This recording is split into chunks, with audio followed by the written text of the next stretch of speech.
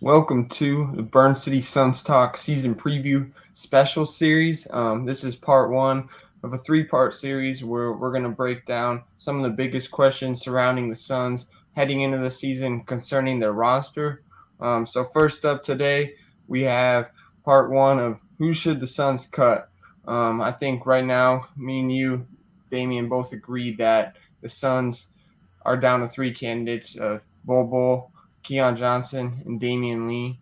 I mean, they could make a surprise move there, but those are the three leading candidates right now. So we're going to get into our decisions and who we think the Suns should cut and why. So we're going to break that down for you here. And then in the next couple episodes, we're going to have who should be the Suns' fifth starter and what should their whole entire roster look like from top to bottom in terms of rotation. So who should be getting the most minutes, who should be the main guys off the bench, who should be the starting lineup, all that good stuff in our final episode. So we'll have those. This one's dropping today on Saturday, and then tomorrow will be the fifth starter one, and then Monday will be the full rotation. So let's just get in right into it, Damian. So can you break down some of the candidates for that we have today for who the Suns should cut? So yeah, like you mentioned, the three guys that come to mind are Keon Johnson, Damian Lee, and Bol Bol. And for my choice, I have to go with Bol Bol to be the one to be cut by the Phoenix Suns. You hate to talk about this subject and say that somebody should be cut, but it's the reality of the NBA that they can only have so many players on the roster. And when you look at this Phoenix Suns team, they're so deep at pretty much every position. And when you look at the depth chart, where does Bol Bol fit in? Right.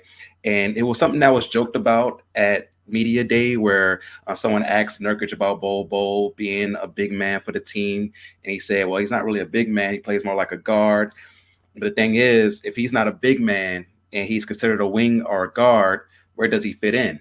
And even if he is considered a big man, is he going to get in? Is he going to get minutes over Nurkic?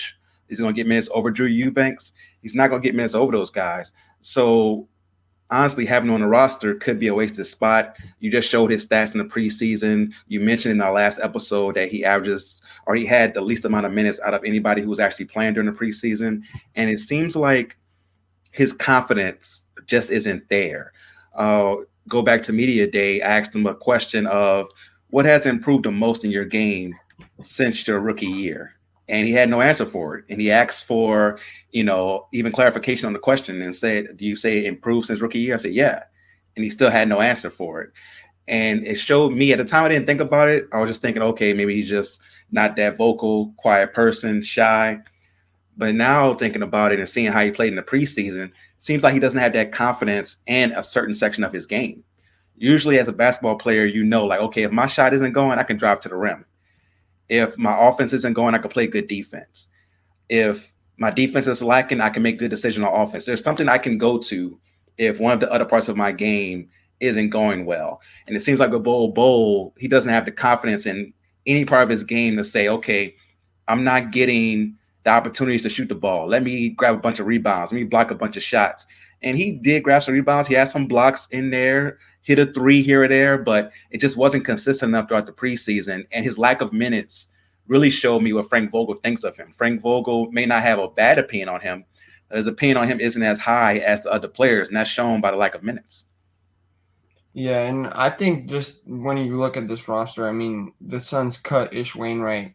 I think it was 2 days ago now. So, and Vogel spoke really highly of Ish before he was cut and after he was cut. So, I mean, I think they want to bring him back, but it just shows you that Vogel thinks really highly of like anybody on this roster. I mean, he talked about Bull before, and he said, like, do you remember exactly what he said? Like he could be a unique piece for them or something like that. So, or a Yeah. wild card. The wild card was the word he used. So, I think yeah, it's tough with Bull. Um, Before I go into my choice, I want to look at Damion Lee. He unfortunately did not play due to a right meniscus injury, and then he had surgery later. So we're not really clear on what his injury is, but it's kind of unfortunate for him that he's dealing with this. So um, his name really should not be in this conversation, but because of this injury, we don't know how long he's going to be out. I think that's what's really propelled him into this conversation. People thinking maybe they should cut two guys, including Damion Lee, and bring someone else in to replace Lee. So that'll be an interesting decision by the Suns front office if they actually go that route. But that's not something that I see. It would be a surprise to me. But for my choice, I'm gonna go with Keon Johnson. Um, Keon and Ish had been the two guys that were rumored to be being waived by the Suns heading into the preseason, and we saw Ish already get the boot. This came from Yahoo. Someone at Yahoo reported this. I mean, it's way too early to tell. But first, I want to show you, just like we've been talking about, Frank Vogel spoke really highly of Keon Johnson yesterday. Keon get some first half minutes as well. What did you see from him this time? Yeah, I just like he's got the ability, I think, to be an elite guard defender.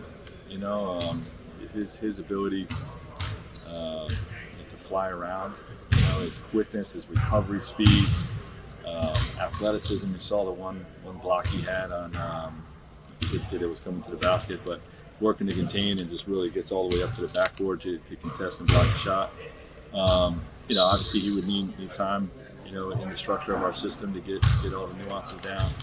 But you know, I think he has exceptional defensive talent, and he can play the other side as well. So you know, I'm high on him. Yeah, so just like we mentioned, like Vogel's never gonna speak badly about his players, and he's it's not even like he really indicates like okay, this guy needs this to work on. Like he doesn't say that like straight up. He just compliments them. So I think that's really why it's tough to predict this decision here.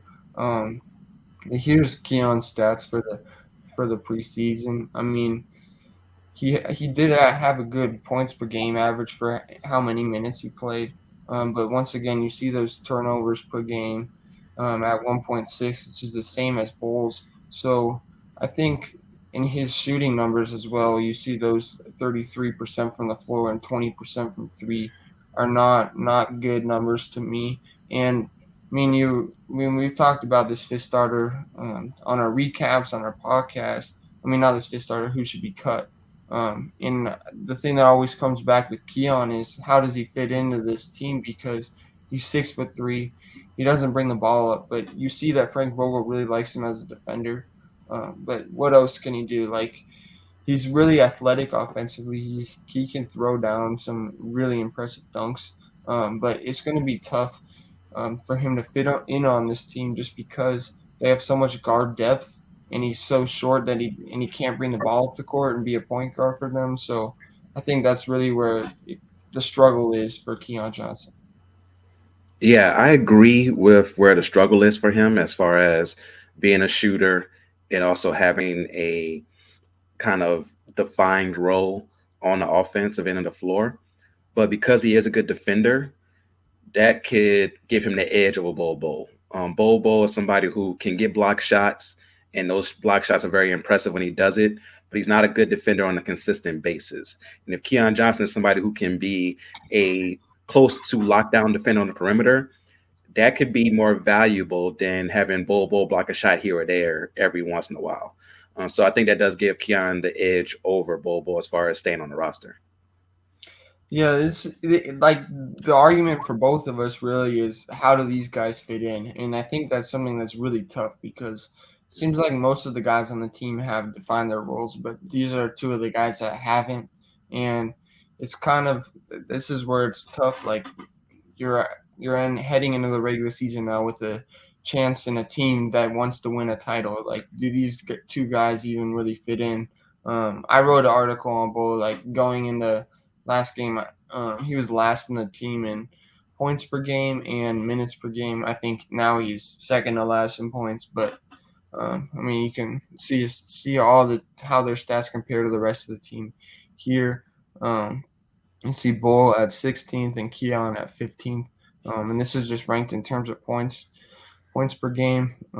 This is via Real GM. So Yeah, here's the whole team stats, and I mean, I was just the whole team was really impressive. So that's why this decision is so tough to make. Like, there wasn't anyone that was like extremely bad on their team at Yeah. all this preseason. So I just think when you have, just a tough decision, but that they have to make because there are 16 guys on their current roster. Yeah, even Nazir Little talked about it a little bit yesterday, where he said that this team is deeper than people think, and I think that's definitely true when you look at how tough this decision is to make this cut because there's so many talented guys on this roster. So it's a good thing, but it's also a bad thing. But it's something that James Jones, Matt Ishbia, and Frank Vogel have to get together and talk about. Yeah, and the deadline for it, like we said before on a recap, is 2 o'clock Mountain Standard Time, so Arizona time, on Monday, just a day before the Suns play their first regular season game in Golden State against the Warriors. So it'll be a big decision then, and that's why we're kind of waiting to see how we predict the rotation. Um, bef- until after then, because we don't know, is James Jones going to make a surprise move. I mean, he's hinted that, I mean, this is the roster that they want, so I couldn't see them making any major moves, but they could bring someone else in and cut two players. But we'll see what happens. They still have one two-way spot to fill, but I suspect they'll fill it with Ish, because that's what Vogel said, that he's hoping to get Ish back. So I'd suspect that they would fill that last two-way spot with Ish Wainwright. No, it definitely makes sense for sure. So yeah, just be sure to stay tuned to the rest of the series for us. Like I said, we'll have new episodes today, tomorrow, and Monday. This will be today's episode, and then tomorrow we'll break down who should be the fifth starter, and then Monday we'll break down their full rotation. So we're really looking forward to sharing our thoughts on these topics that we've discussed throughout the whole preseason, and now they're really coming to fruition and to the top of the list as the regular season is right around the corner. Oh, for sure, man. So make sure you check out Burn City Suns Talk on the Burn City Sports YouTube channel. Make sure you follow Burn City Sports on all social media platforms for not just the Suns, but the Diamondbacks, who are now 2-2 with a chance to go to the World Series. Also, the Cardinals, everything Arizona State, Phoenix Rising is covered by the website as well. And make sure you follow us on social media for all things Suns as well. Until next time, peace.